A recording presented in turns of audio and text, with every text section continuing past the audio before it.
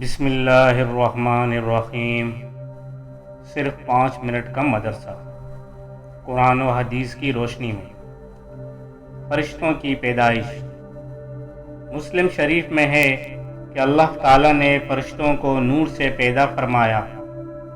اللہ تعالیٰ نے بے شمار فرشتے پیدا فرمائے، جن میں عرش اٹھانے والے، عرش کے اطراف اللہ کے مقرب فرشتے ہیں، جن میں حضرت جبرائیل، حضرت میکائیل، حضرت اسرافیل اور حضرت عزرائیل وغیرہ ہیں۔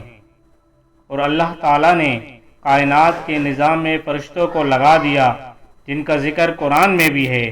حدیث شریف میں ہے کہ رضوان نامی فرشتہ جنت کا داروغہ ہے اور مالک نامی فرشتہ جہنم کا داروغہ ہے۔